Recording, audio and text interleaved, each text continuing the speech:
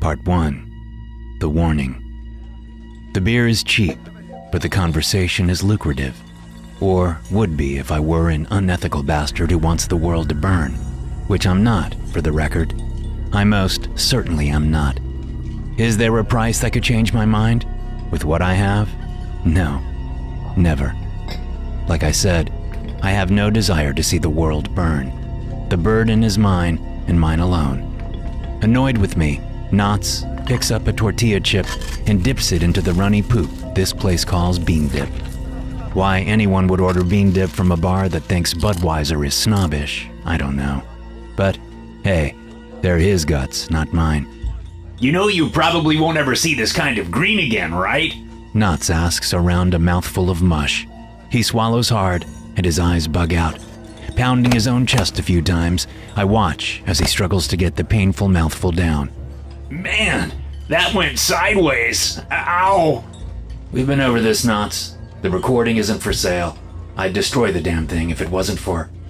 I trail off as I think of what's on that recording and why I can't delete it. Knots rolls his eyes. He's always considered me overdramatic.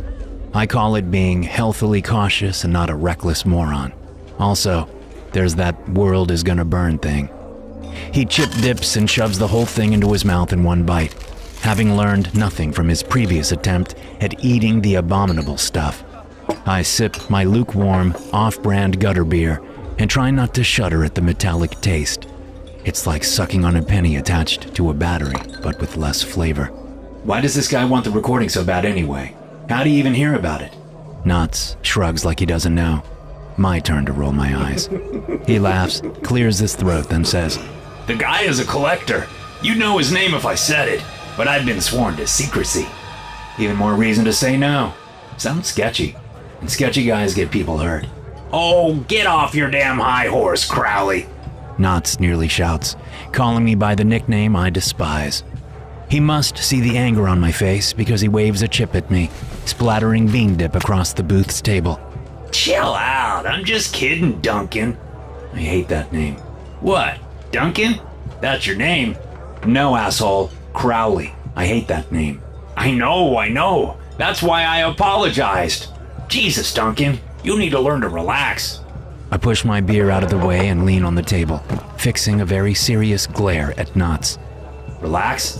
Did Luca get to relax? Or Angie? Or Bear?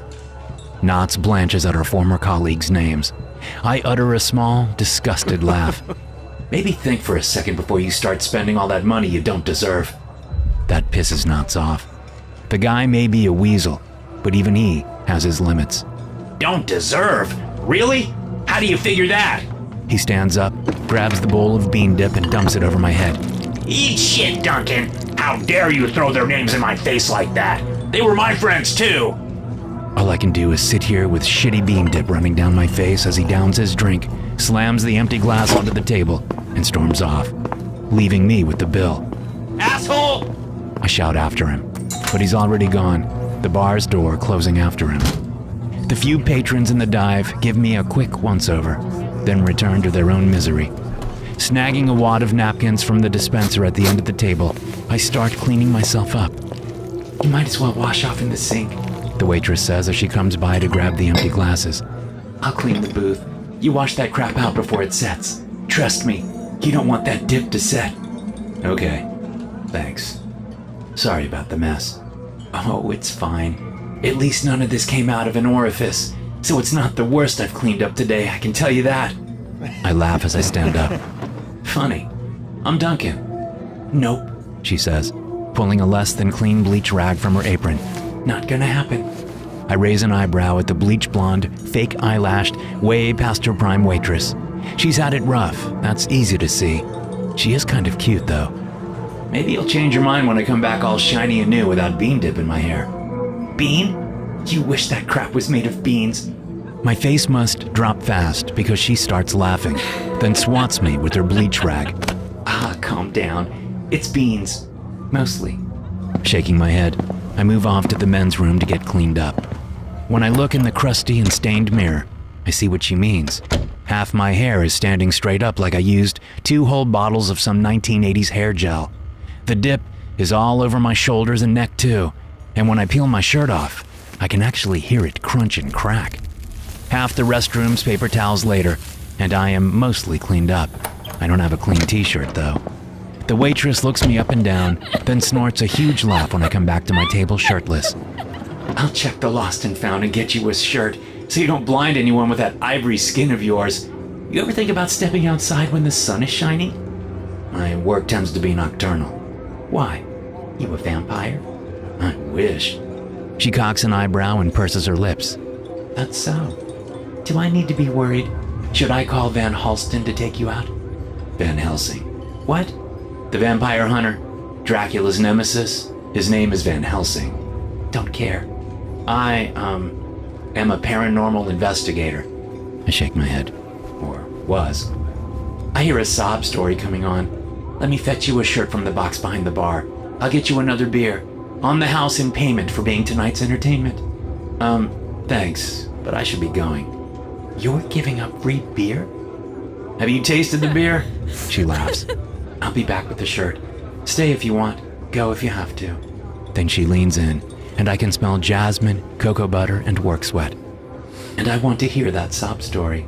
There's gotta be a reason a guy gets mostly bean dip dumped on his head. She walks off quickly. I watch her go. Not a bad view. The bar may be a dive. The beer may be the cheapest, and the dip may or may not be made of beans. But one thing is for sure. This damn place has great AC. Sitting here shirtless in the booth, I am fighting not to start shivering. I glance about the place. The patrons look like animated cadavers, although animated may be a little generous, considering the guy in the corner booth hasn't moved an inch since I sat down. He's been staring at those same 3 fingers of brown liquor for an hour now. Then there's the guy at the high-top table by the jukebox. The only time he's moved is to glare at anyone who dares to approach and put a quarter in the machine. Or 4 quarters since the price of songs has gone up. Does it even take quarters? Might only take cards or phones or whatever the machines eat these days. Hard to know since the guy won't let anyone play music. That glare scares off everyone. And the lady at the bar, short denim skirt, teased up blonde hair, stylishly ripped t-shirt over a tank top. She was probably quite the party girl back in the day. Was that before or after Back to the Future first came out, I wonder? Finally, we have Mr. Sketchy. Him, I can't figure out. He's got the other back corner booth, but he's not a down-on-his-luck piece of shit like the others. Or, at least, he doesn't dress like it. Nice, expensive shirt, open a few buttons down to his chest, cuffs rolled up high enough that I clock the Rolex on his wrist, sparklingly white teeth set in a very tan face. Not fake tan, yacht tan. The guy never meets my eyes when I look in his direction, yet I feel like he's watching me closely. Here you go, hon, the waitress says, handing me a bright pink Simpsons t-shirt. It's all we had that I thought would fit you. Unless you want the plus-size sundress with the mystery stains on it. No, Marge and the gang are fine, I say and shrug the shirt on over my head. Back with your beer and a twitch of a witch's tit. I laugh at the saying. It's a good one. I'll have to start using it. Can you please turn the music down? The woman at the bar moans. There is no music, of course, due to high-top table guy's glare. No one responds to her, so she lays her head on her arms and starts crying. I doubt our lack of response is why she's crying. Or maybe it is. Some folks are way too sensitive. Which gets me thinking of Knots and his little storm out of the dive bar tantrum. I get it. The figure he gave me is 3 zeros beyond anything I can hope to get paid in my lifetime. And even though Knots would only be taking a percentage, it's enough to set him up for a while. I'd be pissed too. But he's not getting that recording. No one is. Ever. The waitress comes back with my beer, setting it in front of me with a grin. I get off in an hour. Stick around until then. An hour's worth of free beer? Sure. I thought you hated the stuff, even if it is free. It's all about quantity now, not quality. She eyes me closely, then nods. All right. Deal. Then she walks off to deliver another 3 fingers of whiskey to the corner booth guy, who is still staring at the first 3 fingers he hasn't touched. I sip my beer, cringe, then scoot over so my back is against the wall and my legs are across the bench seat. This way, I can survey the scene for the next hour without getting a crick in my neck. Plus, Mr. Sketchy with the Rolex has me on edge. The losers are closer to my kind of people, so I'm not worried about them. But this guy? He's off, way off. I need to keep an eye on him. The waitress, whose name I still don't know, is behind the bar, chatting with the bartender while he puts away what might be clean glasses. I wouldn't bet on it without knowing the spread. Mostly clean, partially clean, just the insides, just the outsides. I take a look at my own beer glass, then try to think of something else. It ain't fair, the woman at the bar cries. The waitress leans across the bar and whispers something to her. The woman straightens up, her back going stiff. Then slowly, way too slowly for my taste, she cranes her neck until she's looking directly at me. Hi, she says. I look over one of my shoulders, see the wall, look over my other shoulder. Yep, still wall. Me? The woman nods and gets off her bar stool, adjusting her denim skirt way too late for me not to notice everything. She does that little shoulder wiggle some women do that I think puts stuff back in place that may have been out of place, checks her breath, and hip sways herself over to my table. I give the waitress a "what the hell" look. She only smiles and goes back to talking to the bartender. Hi, I'm Allison. She sits down. Tears well up in her eyes almost the second her denim-clad ass hits the booth's cracked plastic. Okay. Hey, Allison. I'm Duncan. Go ahead and have a seat. Thanks, babe. I appreciate it. She grabs my beer and downs it, slamming the empty onto the table as she raises her other hand and waves at the bar. Emmy! Emmy! Another round over here! The waitress rolls her eyes, then grabs a pitcher and starts to fill it. My stomach churns at the thought of what a pitcher of this swill will do to my insides. Not that my insides haven't handled worse. Way worse.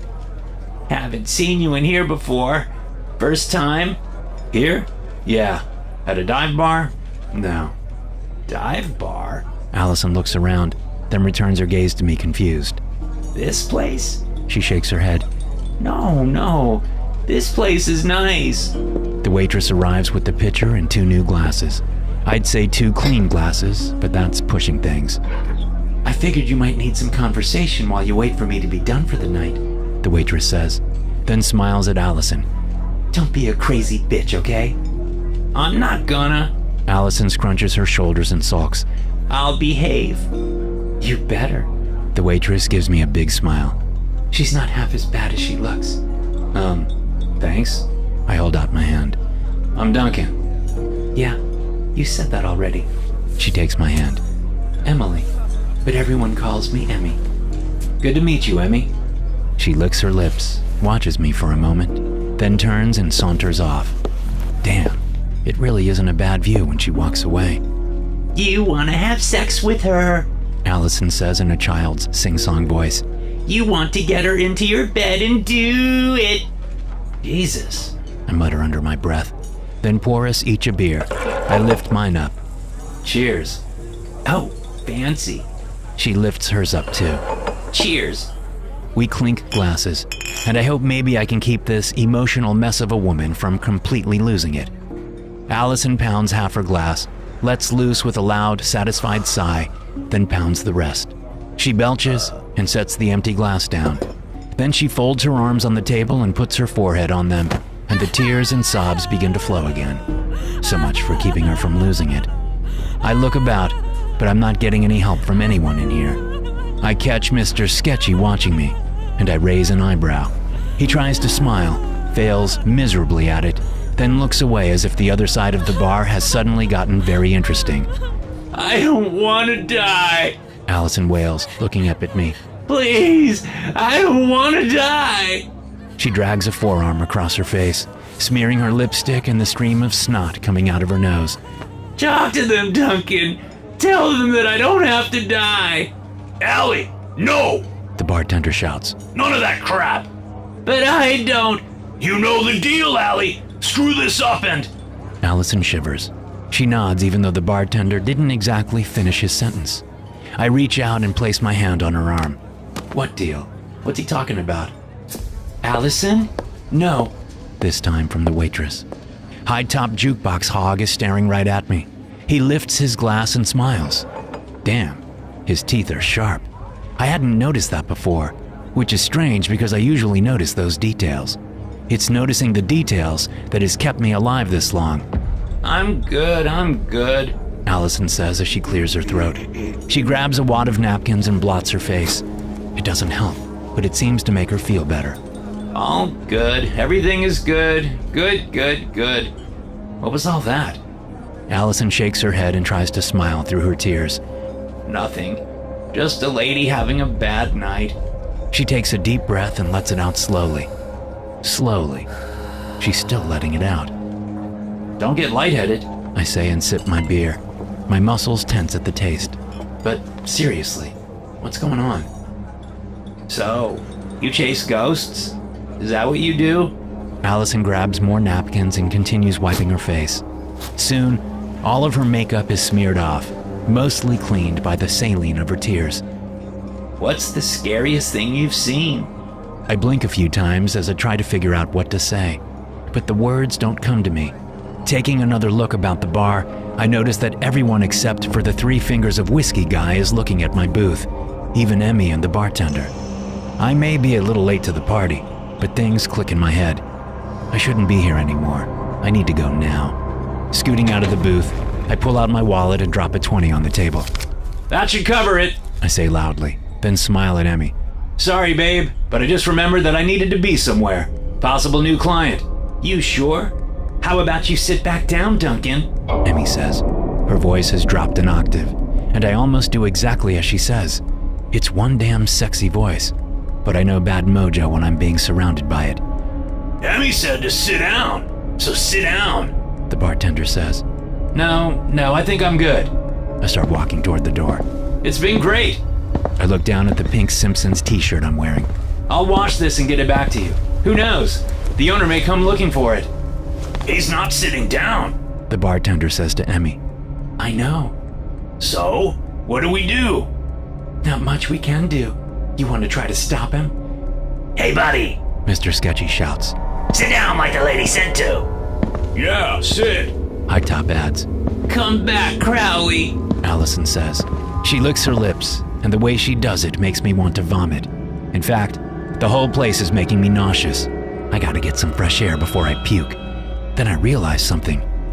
What did you call me? I ask Allison. What name did you just say?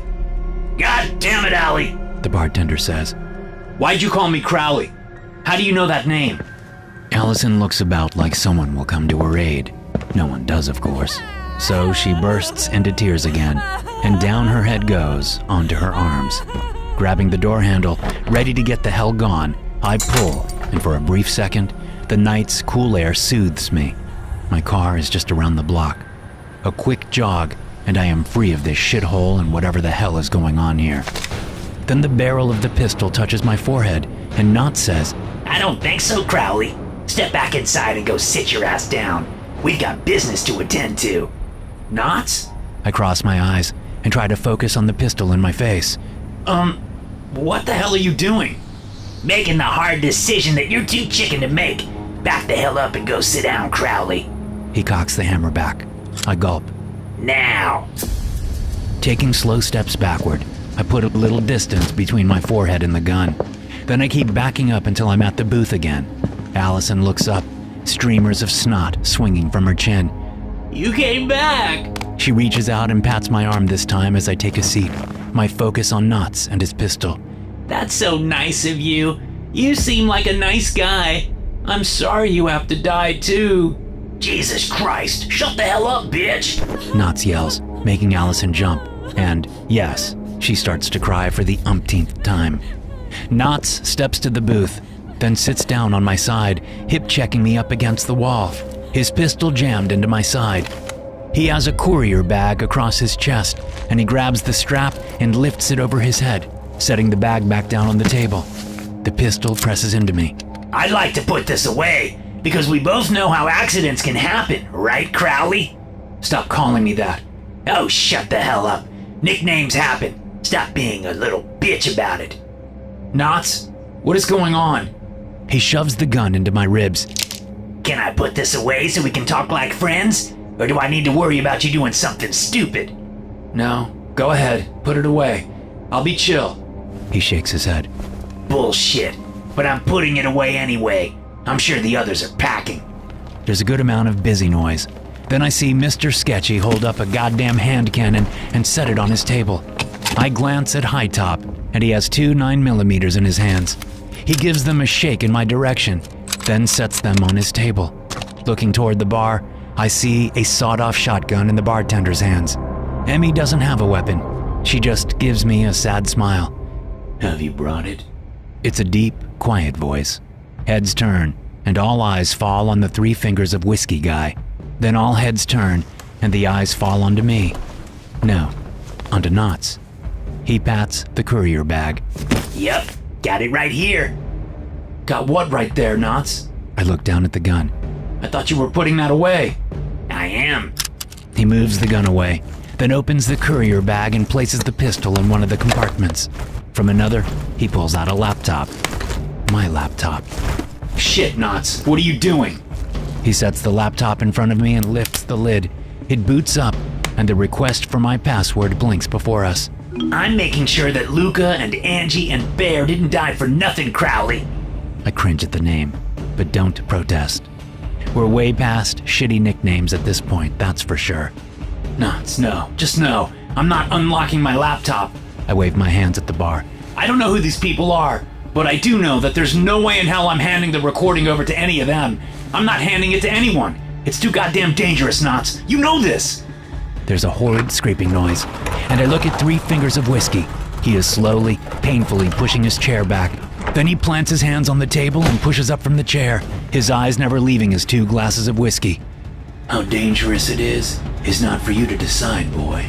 You are a delivery mechanism for what has been foretold. What he said! Mr. Sketchy laughs and points at our booth. I didn't think you'd make it happen, Mr. Knots. Just Knots, asshole. Mr. Sketchy reaches for his hand cannon. Knots starts to reach for the courier bag. No! Emmy shouts, coming out from behind the bar, her palms out, trying to chill the situation. A situation I'm still trying to figure out. Knock it off, both of you. You are all here for the auction. She nods at Mr. Sketchy, High Top, and then at 3 Fingers of Whiskey. And this is a neutral space. No more threats, no more guns. Put your crap away and act civilized. Civilized? Allison shrieks. They're gonna gut me like a pig! Okay, other than that. Emmy responds. Allison goes back to crying and snotting all over her arms. Now, are you assholes going to chill so we can start this auction or what? If not, then kindly leave. No one gets up to leave. No one puts their guns away, though. Emmy places her hands on her hips and narrows her eyes. I am not joking. Get the hell out if you can't behave. Well said, my dear. 3 Fingers of Whiskey walks away from his table and approaches Emmy. He places a very long, very sharp-looking fingernail under her chin, lifting her face so she's looking directly at him. To her credit, she doesn't try to retreat. But don't forget who you are speaking to. He flicks quickly, then he gasps, her hand going to her chin. Blood is already seeping past her fingers. 3 Fingers of Whiskey gives her a dangerous smile. Then he swivels his head and looks directly at Knots. Will he give up the password? Knots nods. Like hell I will! I try to shove Knots out of the way, but 3 Fingers of Whiskey's arm snaps out, his hand going around Emmy's throat. I stop. He grins. I sit my ass back down. His grin widens, and he lets go of Emmy. Good. Now, let the auction begin. Part 2. The auction. Emmy brings another pitcher of beer to the table, since I've already downed the first one. She gives me a look that says thanks, and also that she's sorry. I give her a look like I want to kill her. Just relax and don't make waves, and it'll all go fine for you, Duncan, she says. Can't say the same for you, Emily. When this is over, no one will be happy with how it turns out. Stop being so melodramatic, Crowley. Knots says, helping himself to the pitcher. But she isn't wrong. Relax. Cooperate. Don't make this a battle. Tell me the password. Do that, and you walk out of this bar in one piece. If I give you my laptop password, and you give them the recording, No one will be in one piece. I stand up. Knots grabs my arm, but I shake him off. You hear that? I don't know what you all think is going to happen, but let me tell you now that if you play the recording, there is a definite chance that the world will end. You say that like it's a bad thing. Mr. Sketchy cackles. The world as it is has had its time. Now we try something different. When I have the recording, I'm going to broadcast it, beam it, live stream it, and put it out on every platform imaginable. Only those lost tribes in the Amazon will be spared. Quiet. 3 fingers of whiskey points at Mr. Sketchy. The recording will not be released into your hands. Says you. I have more money than God, old man. Old man? 3 fingers shakes his head. You have no idea what you are dealing with, you little shit. I do. High Top picks up his 2 9mm and waves them around casually, like he's conducting an orchestra. Can we get on with things? He stops waving the guns and aims them at Emmy.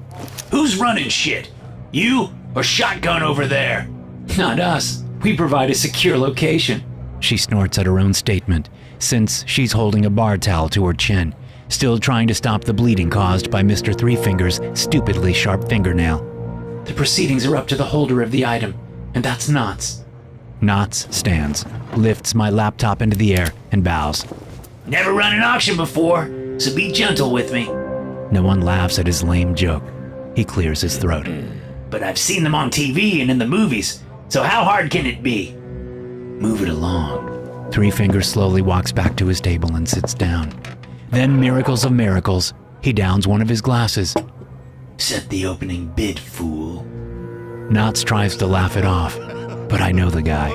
He's in way over his head with this shit. Not surprising. This recording is beyond him. It's beyond all of us. I don't even think Three Fingers, despite his creepy bravado, knows what he's bidding on. Okay. Let's start the bidding at $3 million. How's that sound? Like highway robbery. High Top's 9mm turn to Knots. I thought we agreed that 6 figures was going to be the floor. 7 is my lucky number. Knots jokes. 3 mil? Anyone? 3 mil. Mr. Sketchy picks up his hand cannon and sort of dangles it in High Top's direction. Put the pea shooters away, will ya?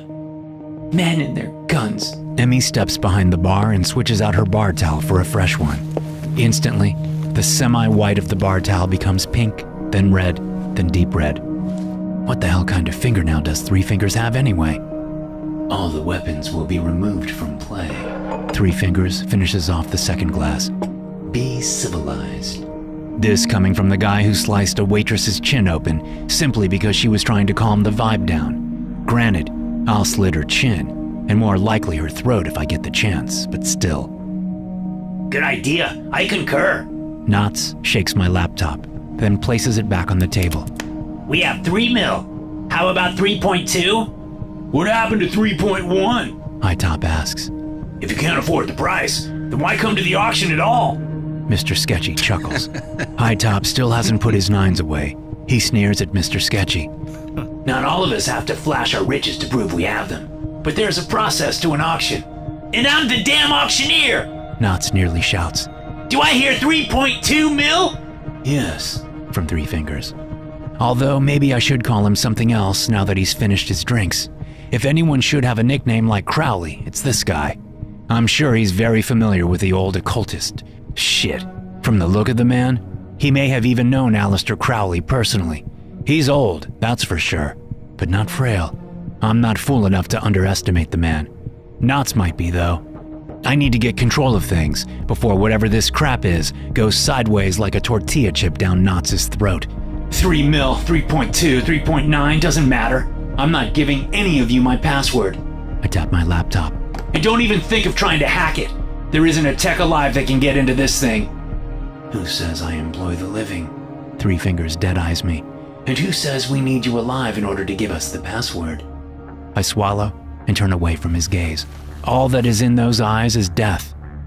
Forget the password for now, will ya? I need to hear 3.3 mil, or it goes to creepy old guy over there. 3.3! High Top's response is filled with anger. He still hasn't put his 9mm away. Great! How about 3.5? Do you even understand numbers? High Top is on his feet and aiming the 9s at Knots. Now Mr. Sketchy is on his feet, pointing his hand cannon at High Top. The bartender thinks about getting in the mix, but lowers the sawed-off shotgun when Emmy reaches out and pats his shoulder. Stay out of it. We've done what we can. You all right? You need a towel? I'll be fine. Hey, gentlemen. This is exactly why I said no weapons. If you two are going to measure dicks all night long, then I'm handing this to the old guy with the deadly nails. Knotts smirks. As long as he can come up with 3.5 mil. I accept your deal, fool. Whoa! Hold on! Mr. Sketchy slowly sets his hand cannon down on his table. No need to derail things. It's all good. Everything is chill like you want. He glares at High Top. Right? We chill, bro? High Top, seeing how things are turning, shows more smarts than I thought he was capable of, and finally sets his nines down too. Three Fingers sneers. Fine. Now that the children have agreed to behave, 3.5 million is my bid. Knotts nods to the old man. All right, there we have it, kids. 3.5. Do I hear 3.75? Why bother? I ask Knotts. That money won't be worth shit when the world is set aflame. Set aflame? Listen to you, Crowley. Always gotta be the smart one in the mix. Can't just say Burns. I did say that, you dumbass, but you wouldn't listen. I stand and grab for my laptop, and pain rips through my head like a buzzsaw. I fall back onto the bench seat and press my palms to my temples. Shit, what is happening? No touching the lot until the auction is concluded. Knotts smiles at the still bleeding Emily. Part of the bar security package. Okay, good for you. Now make it stop. Waitress, can you ease my friend's suffering, please? My name is Emily. I know. Don't care. Turn the pain off. Crowley has learned his lesson. I hate you so much. I gasp as the pain does turn off. Like a switch has been flipped. I look at Emmy. Oh, Jesus. Thanks. I think she smiles at me, but it's hard to tell with most of the bottom of her face covered by a bloody bar towel. Why? Why did I agree to this? Allison shrieks. I'm about to piss myself. I'd gotten so used to her crying that I forgot she was even still at the table. No one answers her. I have to pee. She gets up and sort of shuffle walks her way to the back hall and the restrooms.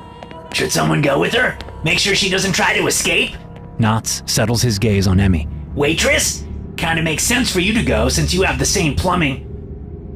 She can't escape, Emmy says. No windows or back door. The only way out is through the front. Seems against fire code, but whatever. Christ, Knotts. I take a couple of deep breaths. How about I go? I'll keep an eye on her. Not literally, because that'd be gross, but you know what I mean. The waitress just said there's no way out. There are other ways to escape, Three Finger says. Go, boy. Watch the sacrifice, so she does not harm herself. I glare at Knotts. That's what I was thinking. I elbow him in the hip. Hard. Move, dick. Fine, whatever. Knotts moves, and I scoot out of the booth. He grabs my shoulder.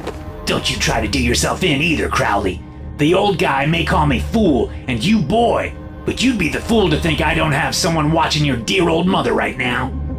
So many responses come to mind, but none will make the situation better. So I ignore his threat and hurry after Allison.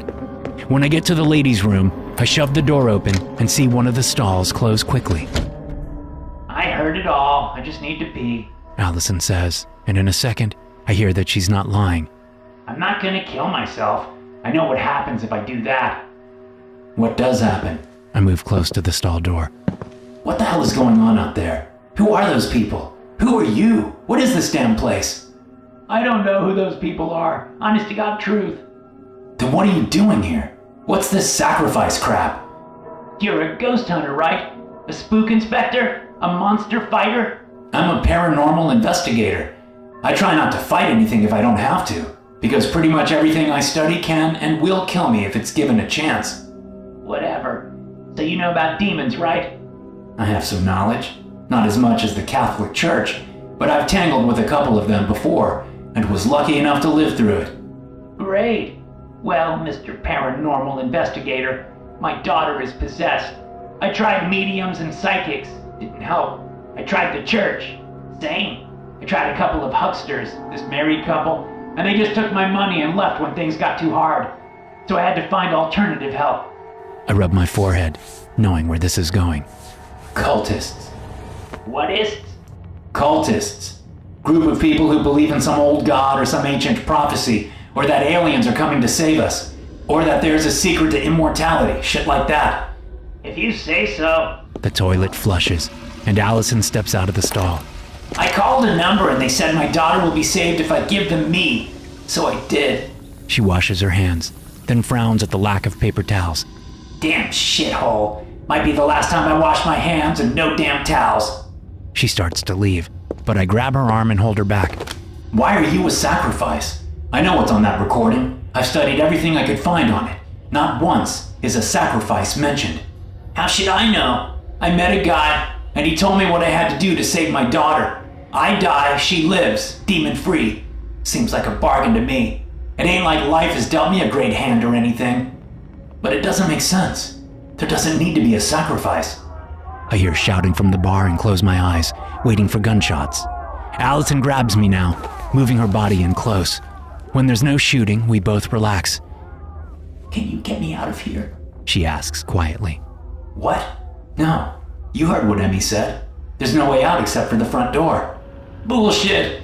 You think that Coos and her partner don't have a way to escape when things get shitty? They'd be idiots not to. I start to argue, but she's probably right. Yeah, people like Emmy usually rely on whatever esoteric skills they possess to keep them safe. But if they deal with guys like Three Fingers regularly, they have to have a backup physical way out too. Like Allison said, they'd be idiots not to. Okay, let's see what we can find. I turn to search the ladies' room, why not? But a pounding on the door stops me. It's shoved open, and Knots is standing there, coated in blood from head to toe. So, auction's over. He gives me a blank smile that does not reach his eyes. He turns to Allison, and the smile falls away. Looks like you're up, little lady. No, please. Allison backs away from him, her eyes flitting in every direction, desperate for that escape we'd just been discussing. No, I don't want to. I'm taking it back. I quit. I'm killing the deal. I want to go home and see my daughter. I don't want to die. Knots looks down at his gore-covered self. Yeah, well, I'm not sure any of us have that option anymore. He shrugs. Personally, I say get the hell out. Go see your brat. I don't really care. He glances over his shoulder, then back to Allison. But it ain't up to me. And it ain't up to that waitress bitch either. Not anymore. Knots, why are you covered in blood? Took you long enough to ask, Crowley. He smacks his lips, grimaces, and spits out a small strip of what I have to guess is skin. I am covered in blood because the old guy won the auction. Then he turns and walks out. Don't take too long. He calls from the hallway. 5 seconds, and then it's totally, completely out of my hands. What does that mean? Allison turns, pleading eyes on me. I don't know. She spins in a circle, then stops and looks up. Drop ceiling. Give me a boost, will ya? I bet the way out is up, not through the walls. There's probably a hatch to the roof, then a ladder down into the back alley or something. I don't move. She may not hear them, but I do. Heavy footsteps, and more than just one pair. What are you doing just standing there? Cup your hands so I can step into them, and you can boost me up to the ceiling tiles. The door is flung open, and 4 robed figures rush in, each taking Allison by a limb and lifting her off her feet. I'm shoved out of the way as she screams and thrashes, trying to fight off the attackers. Stumbling back, I fall into a stall and land on my ass. The back of my head snaps back and collides with the rim of the toilet. Stars flitter in my vision, and I'm helpless to stop the figures from carrying Allison out of the ladies' room. When the stars ease, I push myself up and stagger out of the stall, out of the ladies' room, out of the hallway, and back into the bar. I turn and throw up before I make it 2 steps toward my table. The place is coated in gore. Blood and small bits of flesh drip from the ceiling, from the walls, coat the floor, and all of the furniture. Larger bits of skin and flesh hang from the light fixtures, cover the front of the jukebox, dangle from old beer signs. I see hunks of bone floating in the thicker pools of blood on the floor. And are those teeth? I throw up again. After a few deep breaths, I wipe my mouth and truly look at what is going on. In the center of the bar, 4 tables have been shoved together. On top of the table is a naked, gagged Allison, her wrists bound, pulling her arms back over her head, her ankles tied tight to the corners of the table, ropes dropping down to the table legs. Surrounding her are several robed figures. At the apex, the top of the improvised sacrificial altar, stands 3 fingers, a nasty-looking dagger in one hand, a, still beating heart in the other, which, everyone knows, shouldn't be possible. Standing behind the bar are the bartender and Emmy. Mr. Sketchy and High Top are nowhere to be found. Then it hits me that I'm probably standing in them right now, and the old guy is holding one of their hearts. I puke a 3rd time. Hey, Crowley, come have a seat.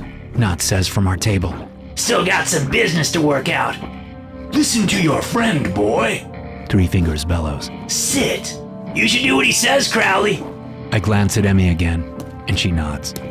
I slip and slide my way to the table and sit down opposite Knott's this time. No need for us to be hip to hip. When my ass hits the bench, something squishes, and I reach under myself and pull out a hunk of scalp. Looks like Mr. Sketchy, from the smell of expensive hair mousse that somehow manages to waft through the stench of blood. What the hell happened? Knotts puts a finger to his lips to silence me, but I'm having none of that. Knotts? Why are there people exploded all over the bar? Silence! The force of 3 Fingers' voice nearly sucks the breath from my lungs, but it does the trick. I go silent. The only sounds now are Allison's terrified, incomprehensible pleas from behind her gag. I see the pure fear in Knotts' eyes, and I almost laugh. He is an idiot. He is a fool. This wasn't ever going to be an auction. It was a slaughter from the beginning, except only 3 Fingers knew it. I'd ask Knotts if he even got the money, but I don't dare say a word, and I already know the answer to my own unspoken question. No, he did not. It was all a setup from the beginning. I don't think that Emmy and her partner were in on it, though. The looks on their faces tell me they're just as frightened as I am, as Knotts is, and I doubt that Mr. Sketchy or High Top, whoever they really were, would have shown up if they thought there was even a slim chance that they'd end up as flesh confetti. Allison screams behind her gag and throws her body from side to side. 3 Fingers places the tip of his very large dagger against her forehead. I guess as a threat for her to calm down, but it has the opposite effect, and Allison goes completely ballistic, her arms and legs straining against her bonds with what looks like superhuman strength. The human body can do some crazy shit when it's pumped full of adrenaline and fighting for its life. The rope holding Allison's left leg to the table snaps. One of the robed figures grabs for it and tries to tie it back down, but he catches a heel to the face instead and collapses into the bloody muck on the floor. No! 3 Fingers roars. Allison's eyes are wide and wild, and she looks up at him, still screaming, still thrashing, still fighting her bonds. He presses a thumb to the spot between her eyes, shakes his head, and just like that, she calms down. There we go, he says, removing his thumb from Allison's face. Be calm, sacrifice. Be calm, and your daughter will be saved. That is why you are here. I've been around the block a few times in my career. I have seen some seriously messed up shit. I have witnessed things that even God might look at and go, "What?" So I recognize the results of a paralysis hex when I see one. I don't know how he cast it, but he did. And now the only thing Allison can move are her eyes, which turn to the side and lock into mine. I'm sorry, I mouth. Let us finish this, 3 Fingers says. The robed figures all reach into their robes and produce some seriously nasty daggers of their own. A couple I recognize as prized items that would fetch a ton of money on the black market. Not that I deal with that stuff. I'm an investigator, not a profiteer. I thought Knotts was the same, but it goes to show you only know a person so well. 3 Fingers begins to chant, and it's a language that I don't recognize, and I am pretty damn proficient with all the human dead languages, not to mention a few non-human ones. His words wind and twist and dip and swirl, almost as if I can see them, like there's a child running with a 4th of July sparkler inside my head. The cultists lift their daggers higher and higher with each new stanza. Then 3 Fingers goes quiet, and as one, they plunge their daggers into Allison. She stares at me the entire time, and I do not break eye contact, no matter how much I want to turn away and face the wall. Up and down the daggers go, over and over and over, until Allison's body looks like the remnants of a pig picking at a Southern church social. Her eyes turn glazed and empty. I throw up a 4th time. When I'm done, I wipe my mouth and almost scream when I see 3 fingers standing right next to me. Now it is your turn, boy. He brandishes his gory dagger at me, then twists it and aims the tip at my blood-slicked laptop. Now we listen to the recording. I puke a 5th time. Part 3. The recording. I stare at my gore-coated laptop, then look about the bar and the bloody mess that covers it all. Slowly, I shake my head back and forth. You don't know what you're asking. I say to 3 fingers in a small voice. You think you do, but you don't. The dangerous old man leans in close and places the dagger tip under my chin. With only the slightest pressure, I feel blood begin to well. Oh, I know exactly what I am asking, boy. He looks at Knots, who is stone-faced but probably about to shit himself. Tell him, fool. Tell him to do as told, or there will be pain inflicted upon his loved ones, the likes of which no one has ever experienced upon this mortal plane. Yeah, do what he says, Crowley. Knots glances at Allison's mangled corpse on the makeshift sacrificial altar in the center of the bar. I don't want to be ground meat, man. I really don't. And think of your mother. They've got someone close to her right now, Crowley. Stop calling me that! Oh my god, dude, let it go. I kept telling you that it's just a stupid nickname. Everyone gets shitty nicknames. This asshole here keeps calling me a fool? Do you think I like that? Do you think I want to be called fool? No. But I'll deal with it as long as... He coughs up blood as 3 fingers flicks his wrist, then walks away. At first, I'm not sure what is happening. Then a red line appears across Knots' throat. The line widens, and splits, sending blood gushing down to the table. My first instinct is to reach out to my friend, but I can already see that he's beyond help. My second instinct is to grab my laptop and clutch it to my chest. I get up to run toward the back hallway, but 3 of the robed figures tackle me, and we go sliding in the blood and gore until we collide with the jukebox. The laptop is pried from me, then cultist boots get to work. By the time they are finished, I'm fairly certain I'll be pissing blood until I'm old enough to collect Social Security. I certainly won't be chewing crunchy foods for a while. A hand grabs me around the neck and lifts me off the ground. I'm dangling with my toes a good foot from the floor as 3 fingers carries me back to my table and tosses me onto the bench. My eyes instantly go to Knots' slumped corpse. My laptop is set down in front of me, tearing my attention away from my dead friend. Open it. Start it. Put in your password. Then find me that for which I have hunted so long. Play the recording. Please don't do this. Now! My eyes find Emmy's. They tell me all I need to know. We are dead. All of us left. Dead. How we die is up to me. If I fight, we'll endure agony that I don't even want to think about. If I give in, 3 fingers wins, and maybe our deaths will be quick, painless. Then I think of what is on the recording. No, none of our deaths, and I include 3 fingers and his cultist buddies, will be quick or painless. Agony? Oh yeah, big time. For eternity. 3 fingers shows me his knife, not overtly, just enough that light catches off the slim part of the blade not coated in blood. You know what? Screw it. This guy wants to hear the recording? Then fine. He gets to hear the recording. An eternity of pain may be worth it if I'm taking this asshole with me. My shoulders relax as I boot up my laptop and enter my password. Very good, fool. Very good. Yeah, well, you say that now. I chuckle. You find this amusing? Your friend has been butchered and you laugh? I'm laughing because I know the punchline to the joke. My finger slides across the trackpad, and I find the folder where I have sequestered the audio from that night. I open file folder after file folder. I really buried this thing. Good for me. Too bad it made no difference. When I find the MP3 file, I pause and look up at the too eager son of a bitch. My speakers are crap. Should we hook it up to the bar's sound system?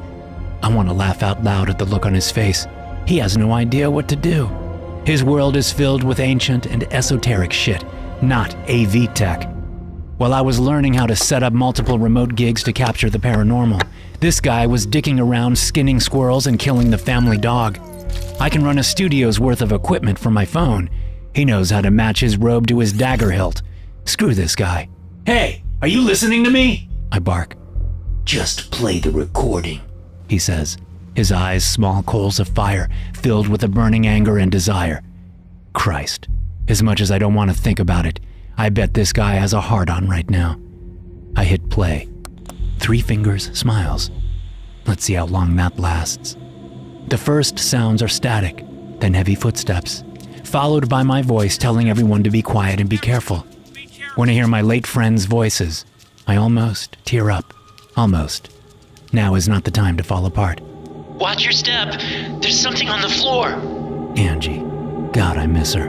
Jesus hell, what is all this crap? Looks organic. Luca, a great guy. Always ready to dive in no matter the job. Smells organic. Christ, is it rotting? If it is, it's rotting in real time and at an alarming rate. Look at that stuff. It's moving, pulsing. Bear. That huge, hairy son of a bitch. I might miss him the most. Do you hear that? Angie again. What is that noise? Duncan, you picking that up in the van? Luca. Sort of, I hate to admit this, but I lost the video feed. All I have is audio now. So you can hear it? Yeah. What is it? It sounds like someone crying. If you see a creepy doll, run! Knott's being a smartass from the seat next to me in the van. Shut up, Knots. Guys, can you pinpoint the source of the noise? I have prayed every damn night that I never asked that question. But I did, and I have to live with it. On it. I think it's coming from this room here. Angie, always ready to take lead. Careful, Ange. I think whatever this is might be waking up. Duncan, what are the sensors telling you? Hold on, Luca. Yeah. Okay. Sorry, guys, but sensors are offline. Comms are fine, but like the cameras, I'm not getting a signal from any of the sensors. Told you we should have splurged for the next tier up. Shut up, Knots. God, I wish that shit would stop. It's giving me a headache. Bear groans. I don't blame him. The noise eats at you, wriggles and worms its way past your ears until it has embedded deep in your skull. Same man. Luca sounds like he's trying to catch his breath. Hey guys, I think I found the source. Angie's tone isn't one of triumph. The fear, no. The terror in her voice is just about ready to break through. But she's tough as shit. Tougher than all of us men. So she's keeping her horror under wraps like the professional she is. She was. Holy crap, that thing is nasty. Luca sounds almost jubilant. It is an amazing discovery. If we could share it with the world, it would change everything. But this is not to be shared. As I have said all night long, this is to be kept hidden, secret, in the dark where it belongs. It is meant to be the source of nightmares, not the spotlight shining upon them. This is a mistake, what I am doing. This is all wrong. I shiver and lean back in the booth as the recording continues. Is it an exec? Bear was more correct than I knew. If it is, I don't think I want to know what laid the damn egg. Luca's enthusiasm breaks my heart. But damn, look at it. Hey, Duncan, I'm recording video with my phone, okay? You said the feed went down, so I'll have a local file to transfer to you. Copy that, Luca. A steel claw of a hand grabs the back of my neck and squeezes until I'm seeing spots. There is video? Three Fingers snarls as he leans down, his mouth pressed to my ear. Play the video. I want to see it. No, there's no video, I reply. Your dead friend says he was recording. I must see it. I must witness its greatness. I bet you would love that, you sick freak. Just listen and you'll hear. There's no video. His phone didn't survive intact. Jesus, nothing survived intact. Least of all me. Angie is telling everyone to walk slowly in case the sack is triggered by motion. Luca makes a crack about Alien and a giant facehugger popping out. Bear tells them both to stop it. For his size and proven bravery, Bear gets the willies surprisingly fast. I mean, got the willies. Past tense. Three Fingers still has me by the back of the neck. His long fingernails are slicing into my flesh like 5 steak knives glued to the ends of his fingers. The warmth of my blood trickles past my nape and down the troughs on either side of my spine. Luca, are you all right? I close my eyes at Angie's words. I know what is coming. I don't believe you about the video, fool. And I don't care whether you believe me or not. I pause the recording. What are you doing? Keep it playing! His nails cut deeper, and the pain makes me gasp. But despite the pain and the damage, I turn my head and stare up at him, using all of my willpower not to show on my face what the nails are doing to my flesh. The video is lost. I didn't recover any of their phones. There was no point. All of them had been smashed beyond repair or recovery. His eyes search mine, and I feel like I'm being violated. I want to rinse my eyes with rubbing alcohol, then scrub them for hours under scalding hot water. Very well. I see truth. Somehow, he manages to squeeze even harder without tearing my head from my body. The trickle of blood down my spine is now a small stream. But I also see a secret. What aren't you telling me? Everything, but he doesn't need to know that. Yet. You're about to miss the good part. He sneers at me, then lets go, making sure to shove my head forward as his fingernails slip out of my flesh. I almost smack my head on the laptop screen. The recording continues. Angie and Bear are now both asking if Luca is all right. My voice interrupts, trying to figure out what is going on, what they are seeing, what Luca is doing. Knotts just makes snide remarks. Duncan, I'm calling it. We're coming out and back to the van. Luca is in some sort of trance. Oh, come on, Angie, don't do that. Knotts, of course. You're right there. We leave now, and who knows when we can come back. I shout at him to be quiet. He shouts back for me to get a grip, for everyone to get a grip, because this is the shit we do for a living. We don't quit just because things are getting weird. Danger is part of the job, and I don't disagree with him. Well, I sort of do, but I don't vocalize it. I should have. I should have pulled the plug and told them to return to the van. I should have done something, anything, other than what I did. 5 more minutes, Angie. 4 of the most horrible words to cross my lips. They didn't deserve what happened to them. Before Angie can argue, and I know for a fact that she was about to argue her ass off, Luca begins to chant. The vibe in the bar changes instantly. 3 Fingers and his cultists perk up and move in closer to the booth, their hooded heads facing my laptop and the tinny sound coming out of the crappy speakers. Emmy and the bartender backed themselves against the wall behind the bar. Emmy had been tough all night. She's not so tough now. She may want to rethink her business plan. Maybe bring in karaoke or add a trivia night instead of catering to the supernatural underworld. I'd advise against a ladies' night, since that tends to bring in the covens. Luca's voice is warped past human, multi-tonal, fractured, out of sync with time. He drones on in a language no one has heard or spoken in millennia. How does he know that? Who taught him that incantation? I ignore 3 Fingers' question and let the recording play. There's no stopping it now. Oh shit! Oh shit! Bear is freaking out on the recording now. He's bleeding from his damn eyes! Duncan! Knotts! Get in here and help us carry him out! I close my eyes at what comes next. Luca's chanting doesn't stop, but the sounds of scuffling feet and Bear grunting are overlaid. Then Angie shouts, Luca! No! There's a tearing sound, and the recording spikes high into the red, distorted by Angie's screams of horror, then her screams of pain. Luca continues his chant. I feel the stirring in my chest. You need me to turn this off. It's a statement, not a question or even a suggestion. I am telling 3 Fingers and his cultists what they need, not what they want. Touch the laptop, and I will remove your hand and feed it to you. I don't doubt that he'll follow through on his threat. The problem is, he's too late. I shrug. Luca's words are almost physical, lifting from the crappy speakers to fill the air. They fly about the bar, touching all corners of the space. Emmy and the bartender both whine and cry. The cultists moan. 3 Fingers sighs. I listen. It's all I can do now. It's all I am supposed to do. The incantation or whatever it really is, because the hell with the cultists and their ignorant idea of what is happening right now. Well, the incantation fills me up. All of the fear and regret and anger I felt earlier, that I felt only moments before, leaves my body. All I am are the words coming from the recording, the words that were uttered by my dead friend that night. They can't know from this recording, but I yanked my headphones off and burst from the van just after Angie stopped screaming. I knew she was dead. I knew Bear was dead too. I could feel it in my bones. Not the way I feel it all in my bones now. No, this was a human feeling, a simple knowing. I ran up the driveway and into the old house. I did not stop in the foyer. I did not slow down as I hit the stairs and raced up them. I could hear Luca's voice, and I sprinted to them, a perverted clarion call forcing me on. The organic matter started on the landing. ropey chunks of black sinew and slick flesh. It coated the floor, then worked up the walls to the ceiling. I followed, and by the time I reached what probably should have been the master bedroom, I was surrounded by the stuff. Luca continued. I pushed open the door. I don't want to think of what I saw. I don't want to remember how Bear was hanging upside down from the ceiling, his legs having been shoved through the plaster, all that kept him from falling. I don't want to bring back the images of Angie over against that wall, and against that wall, and on the floor at my feet. Still, Luca chanted. I found him standing before the black, fleshy, pulsing egg.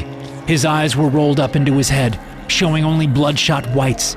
His mouth hung wide open, barely moving as the words seemed to pour out of him just like they pour out of my crappy laptop speakers. His lips didn't move. His jaw didn't move. He was a transmitter, that was all. And the black egg was the receiver. I could see it responding to the words. The pulsing increased, the egg swelled, and cracks started to show. Fetid liquid seeped from those cracks, and the smell was of sulfur and sewage. Luca turned to me as the final words echoed out of him. Duncan? Then he exploded, but I didn't care. All I cared about was the egg. No, that's not true. I only cared about what was crawling out of the egg. Clawed hands split the black flesh, tearing their way free. A head followed, twisted and misshapen. Eyes blinked away red goo, then found me. A mouth full of razor-sharp teeth spoke, but I couldn't understand. It wasn't a language made for man to comprehend. What is happening? What is that? 3 fingers has a panicked edge in his voice now, as he should. I returned to my recollection of that night and the thing that emerged from the egg. It extricated itself using its claws, tearing the egg to shreds as it forced its bulk out onto the floor.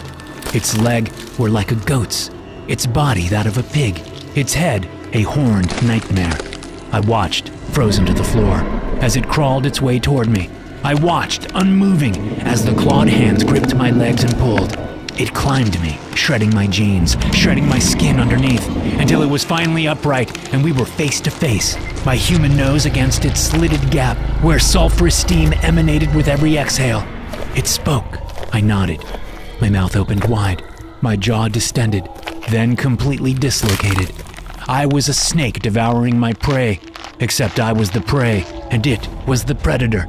Those clawed hands reached inside my mouth. Its hoofed feet clambered against my shins, then my thighs as it tried to gain purchase and leverage. My face split open. My head was torn in half. I couldn't scream, not with the thing climbing into my mouth and down my throat. My vocal cords were shredded, my esophagus crushed, my lungs and heart pushed aside to make room. I could feel my liver try to retreat, but there was nowhere for it to go. Then it was in me, hooves and all, and my head joined itself back together while my internal organs shifted, moving back into their proper places. My jaw snapped shut, and I worked it a little, trying to get it to fit right again. Crowley, what the hell happened? Knots had followed me in, a little late, but it was the thought that counted. He stood there, shaking at the sight before him. Angie everywhere, Bear hanging from the ceiling, the broken egg already rotting and dissolving. Where's Luca? I made an indistinct gesture at the room, then turned and shoved past Knots. I needed to get back to the van. The recording on my laptop stops. There was no reason to keep it going. No need to record me opening the back of the van and pulling out the can of gasoline we kept there for emergencies. No need to record me walking around the old house, splashing gas on the foundation. No need to hear Knots asking me what the hell I thought I was doing. No need to hear the flick of my lighter. No need to... Is that all? 3 fingers asks, interrupting my remembrance. That can't be all. Oh, it's not, I say and stand up to face him. Sit back down, fool. I don't think so. Oh, it is stirring in me now. The sad, sad man in front of me was warned. I told them. I told everyone this was a bad idea. My eyes find Emmy and the bartender. Run, I say, even though there is no place to run to. Not anymore. Neither argues. They sprint out from behind the bar and toward the hallway. I hear a restroom door open. Then I hear crashing and scraping. Noises echo above us. Huh, what do you know? Allison was right. There is a hidden escape route through the roof. I should have listened to her. None of what is about to happen would have come to pass. 3 fingers tries to grab me, but I snap his wrist and tear his hand off, tossing it at one of his cultists. His screams are more of surprise than pain. The stirrings in me become tearings. I wince and grunt as fresh pain racks my body. A couple of the cultists bolt for the front door. "No!" I say, and I'm there, blocking their way before they've taken 3 steps. They try to retreat, but I can't allow that. I rip them to shreds. "What are you?" Three Finger screeches, the remainder of his cultists cowering behind him. "I am your wish come true," I say and walk back to him. "I am what you were seeking. I am what you wish you were worthy to worship. No, no, no, no. This isn't how it was foretold. Oh? Gee, I'm sorry to disappoint." My organs shift and burst, but I do not fall. I feel my throat start to expand, to tear wide open, but I continue to speak. "I warned you so many times. I said that this would destroy the world. You smiled. You laughed because you believed that is what you want. I have been faithful. I will be part of the chosen." Oh, buddy, there are no chosen. There is only destruction and the end of everything. My eyes find poor Allison's shredded body. "A pointless death. You thought that sacrifice would do what? Allow you to control what cannot be controlled?" I gasp as it climbs me, pushing itself up from my insides. Now words are becoming hard to manage, yet I still have more to tell this stupid old man. You know how they say let sleeping dogs lie? Or how they say let a sleeping baby be? He doesn't know. I can see the complete and total confusion in his eyes. Yeah, well, the same can be said for gods. But you just had to go and wake one up, didn't you? And my jaw pops and widens, and my mouth tears and my face bursts apart, and all I can think in my last moment is thank whatever god this is coming out of me that I won't be around to see what it's going to do to the world. After all, it was inside of me for so long that it had plenty of time to tell me its plans, and I warned them all. I really tried to warn them, but they refused to listen. Thanks for tuning in. If you enjoyed the story, be sure to follow or subscribe and share the show with a fellow horror fan. I'll see you in the next one.